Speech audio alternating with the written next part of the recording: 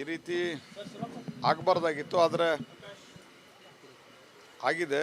ಮತ್ತು ಅವರು ಕಂಪ್ಲೇಂಟು ಇತ್ಯಾದಿ ವಿಶೇಷವಾಗಿ ವಿಡಿಯೋ ಕ್ಲಿಪ್ಪಿಂಗ್ಸು ಹೊರಗೆ ಬಂದಿರೋದ್ರಿಂದ ಅನಿವಾರ್ಯತೆ ಇದ್ದೇ ಇದೆ. ತನಿಖೆಗೆ ಅವರು ಬಂಧಿಸಿದ್ದಾರೆ. ತನಿಖೆ ಸೂಕ್ತವಾಗಲಿ ಅಷ್ಟೇ ನಾನು ಹೇಳಲಿಕ್ಕೆ ಬಯಸ್ತೇನೆ.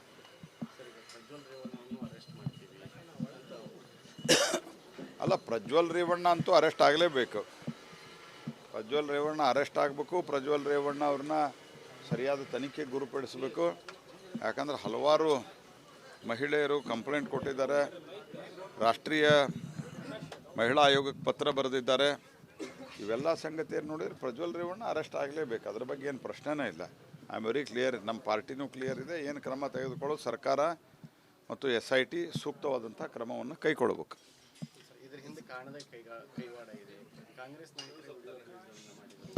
ವಿಡಿಯೋ ರಿಲೀಸ್ ಪ್ರಶ್ನೆ ಇಲ್ಲಿದೆ. ನಾವು ಸಾರ್ವಜನಿಕ ಬದುಕಿನಾಗ ನಾವು ಹೆಂಗೆ ವರ್ತಿಸ್ತೀವಿ ಅನ್ನೋ ಪ್ರಶ್ನೆ ಇದೆ. ವಿಡಿಯೋ ರಿಲೀಸ್ ಯಾರಾದರೂ ಮಾಡ್ಬೋದು.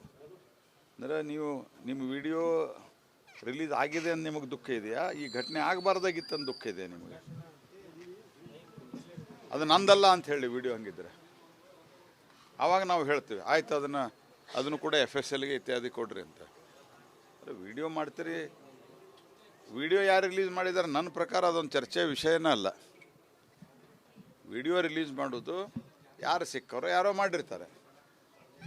ಅವರು ಅದನ್ನು ಸೂಕ್ತವಾಗಿ ಕಂಪ್ಲೇಂಟ್ ಕೊಡಲಾರ್ದೆ ಖಾಸಗಿಯಾಗಿ ಅದನ್ನು ಬಿಟ್ಟು ಮಾಡಿರೋದು ಅದೊಂದು ಅಪರಾಧ ಇರ್ಬೋದು. ಅದರ ಭಾಳ ಅತ್ಯಂತ ಗಂಭೀರವಾದ ಅಪರಾಧ ಯಾವುದು? ಈ ರೀತಿ ಮಹಿಳೆಯರ ಜೊತೆಗೆ ನಡ್ಕೊಂಡಿರುವಂಥದ್ದು.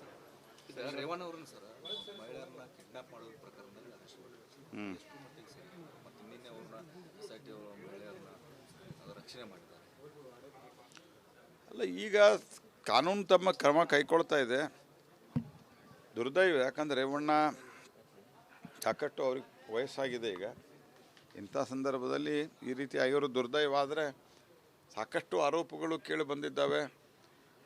ಹಾಗಾಗಿ ಕಂಪ್ಲೇಂಟ್ ಕೊಟ್ಟಿದ್ದಾರೆ, ಕಿಡ್ನ್ಯಾಪ್ ಮಾಡಿದ್ರು ಅಂತ. ಹೀಗಾಗಿ ಒಂದು ಸರ್ತೆ ತನಿಖೆಯನ್ನು ಮಾಡೋದು ಒಳ್ಳೆಯದು.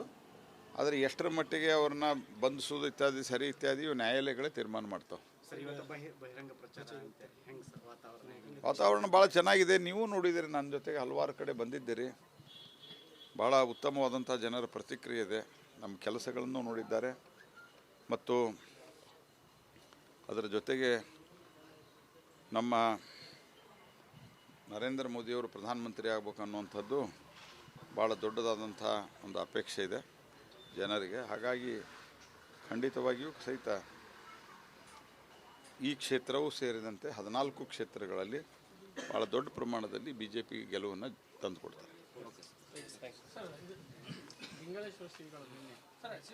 ಆರೋಪ ಮಾಡಿದ್ದೆ ಸರ್, ಅಧಿಕಾರಿಗಳು ಹೋಗಿ ಪರ್ಮಿಷನ್ ಇಲ್ಲಾರ್ದ ಜೋಶಿ ಅವ್ರ ಕಾರಣ ಅಂತ. ಆಮೇಲೆ ಮತ್ತೆ ನವಲಗುಂದದಲ್ಲಿ ಕೇಸ್ ಕೂಡ ದಾಖಲಾಗಿದೆ.